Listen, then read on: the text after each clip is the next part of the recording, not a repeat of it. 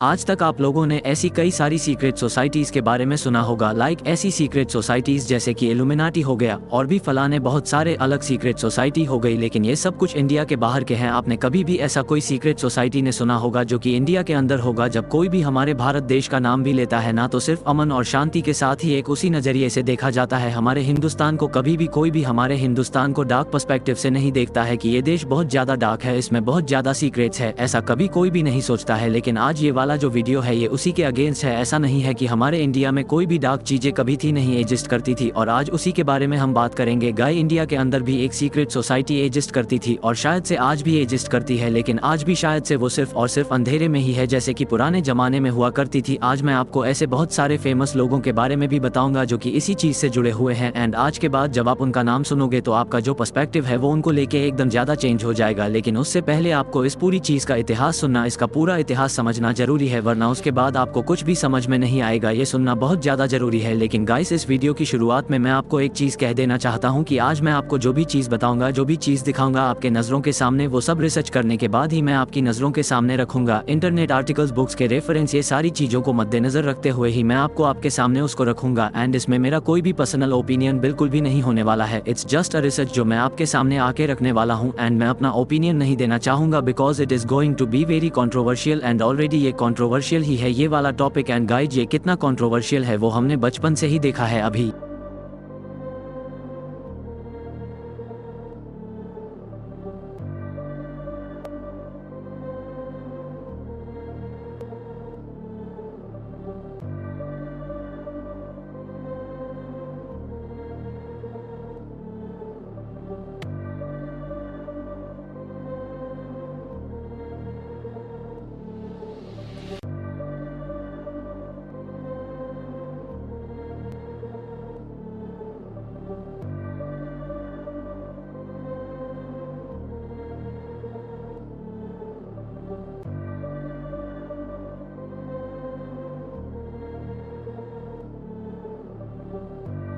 आपको समझ में आएगा आगे जाके, लेकिन ये वीडियो शुरू करने से पहले ऐसे ही और horror, mysterious and historical videos देखने के लिए सब्सक्राइब कर दीजिए इस चैनल को। अब ये कहानी शुरू होती है, और इस वीडियो के शुरुआत में मैं आपको एक अच्छी बता देना चाहता हूँ कि आज ये जो सीक्रेट सोसाइटी है इसका नाम है द 9 अननोन मैन, जो कि सम्राट अशोका ने इसकी शुरुआत करी थी हिंदुस्तान में। ये कहानी 2000 साल पहले की है, जब सम्राट अशोक कलिंगा की जंग जीत चुके थे। कहते हैं कि इस युद्ध में तकरीबन 1 लाख लोगों को मारा गया था और 1,50,000 लोगों को बंदी बनाया गया था, जिसके वजह से यह युद्ध इतिहास का सबसे ज्यादा खून बहाने वाला युद्ध भी माना जाता है। और जब सम्राट अशोक ने भी इस युद्ध को जीता था, तब वो काफी ज्यादा इस सोच में पड़ गए थे कि यह उनके हाथों क्या हो गया है। उन्होंने लाखों लोगों का बलिदान सिर्फ एक युद्ध के लिए दे दिया। इसी सोच में रहकर उन्होंने अपने राजपथ को छोड़कर बुद्धिज्म को अपना लिया। वह समझते थे कि बुद्धिज्म को अपनाने के बाद ही वो अधर्म की राह पर चल पाएंगे। इतना ही नहीं, उन्होंने बुद्धिज्म को देश के कई हिस्सों में फैलाया और सबको जिंदगी का असल मतलब भी बताया। इसके साथ अब उनकी बदौलत बुद्धिज्म बाकी देशों में भी फैल रहा था। एंड जब वो इस बुद्धिज्म के राह पे चल रहे थे तो उन्होंने बहुत सारी अलग अलग चीजें एक्सपीरियंस की, अलग अलग चीजों की नॉलेज उनको मिली। लेकिन इसी दौरान उनको कुछ इस चीजों की भी नॉलेज मिल गई जो कि नॉलेज किसी आम इंसान को नहीं मिलती है। उन्हें विज्ञान से लेकर राजतंत्र से लेकर राजकरण से लेकर हर एक चीजों के बारे में उनको नॉलेज मिल गई जो कि कभी किसी के पास होती भी नहीं है, एंड जो होगी वो तो सुपर ह्यूमन बन जाएगा। इन शॉर्ट गाइस, ये जो नॉलेज जो कि सम्राट अशोका के पास थी उस समय वो मामूली नहीं थी। इसकी इन्फॉर्मेशन से लोग इसका गलत फायदा भी उठा सकते हैं, लोग बहुत ज्यादा ताकतवर बन सक, लोगों की बहुत ज्यादा मदद हो सकती है। मतलब सम्राट अशोक के अंदर ही ये वाली जो चीजें ना, ये इन्फॉर्मेशन की बातें वो खाई जा रही थी उनको कि इतनी सारी इन्फॉर्मेशन है मेरे पास, मैं इसका क्या करूं। लोगों के अगर यह हाथ में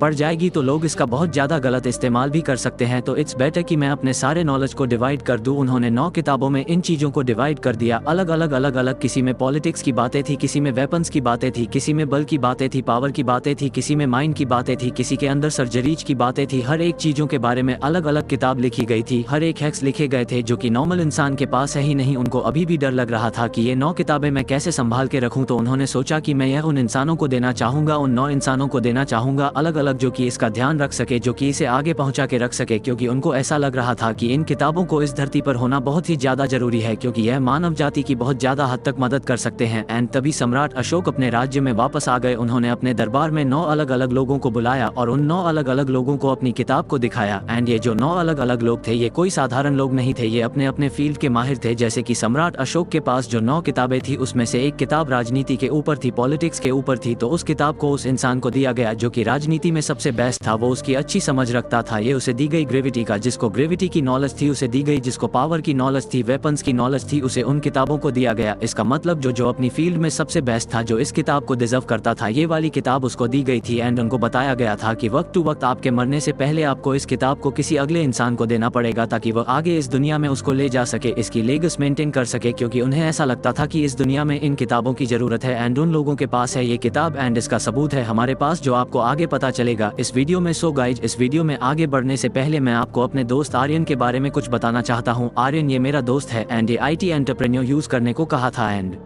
मैंने ऑफ कोर्स उसे यस कह दिया। एंड सारी चीजें फेयर रखने के लिए मैं उसे अभी स्क्रीन के सामने रिकॉर्ड करके भी बताना चाहूंगा। एंड एक बात बताना चाहूंगा कि यह आर्यन के लिए हमेशा से लॉस में ही थी। तो गाइस, मैं एविएटर में एंट्री किया और आर्यन का सॉफ्टवेयर चलाया। सॉफ्टवेयर ने 6 राउंड्स के लिए प्रेडिक्शन दी है। अभी चलो अपने 1000 रिस्क करते हैं। और गाइस देखो गाइस, रॉकेट सच में 8.20 पर रुक गया और हमारे पास अब 7640 बैलेंस में है। चलो गाइस एक और बार ट्राई करते हैं। सो गाइस, अब मैं एक बड़े नंबर का वेट कर रहा हूँ, 7.12। इस बार मैं अपने 000 पे खेलूंगा। चलो शुरू करते। संगीत। हेलो गाइस, मैं फिर से जीत गया और रॉकेट सच में 7.12 पे ही लैंड हुआ। सो गाइस, मैंने अपना विनिंग निकाल आया है एंड विड्रॉ भी कर लिया है। गाइस, इसे जीतने के बाद मैंने आर्यन को पर्सनली मैसेज किया एंड उसे बोला कि तू तो मुझे कुछ नहीं देता है एंड ऊपर से वो अपनी भी हार गया। तो मैंने सोचा कि मैं अपने सब्सक्राइबर्स को खुद अभी सामने से कहूंगा कि आप कैसे इस एविएटर सॉफ्टवेयर को पर्सनली डाउनलोड कर सकते हो, वो भी फ्री में। सो गाइस, सबसे पहले आपको डिस्क्रिप्शन पे दिए गए लिंक पे जाना होगा एंड वहाँ पे एक बाय द वे की आई एम फ्रॉम अवान पाकर चैनल। एंड गाइस, उस चीज का मैं जो लिंक है वो अपने डिस्क्रिप्शन में भी दे दूंगा, आप वहाँ से भी उसे क्लिक कर सकते हो। आप वहाँ पे जाओ, सारे इंस्ट्रक्शंस और सारे रूल्स को अच्छे से फॉलो करो एंड ये जो ऐप है आपको फिर फ्री में मिल जाएगा। एंड गाइस, जब तक ये जो चैनल पे ये ऐप है ये फ्री में मिल रहा है, तब तक आप इसको इस्तेमाल कर सकते हो। तो जल्दी से जाओ एंड इसको आप यूज कर लो। मिलते हैं उसको हमारे भारतीय इंडियन फ्लैग में, तो आपको डेफिनेटली दिखेगा ही दिखेगा, लेकिन उसके साथ साथ ओडिशा के सन टेम्पल में आपको यहाँ पे एक चक्र दिखेगा, जहाँ पे ये जो चक्र है ना, ये कहीं ना कहीं 9 अननोन में से जुड़ा हुआ है। मैं आपको बताता हूँ कैसे। यहाँ पे आप इस चक्र में देख सकते हो कि 8 डिफरेंट लाइन्स है, 8 लाइन्स है जो कि कनेक्ट करते हैं मिड पे, और एक लाइन उसके बीच में है,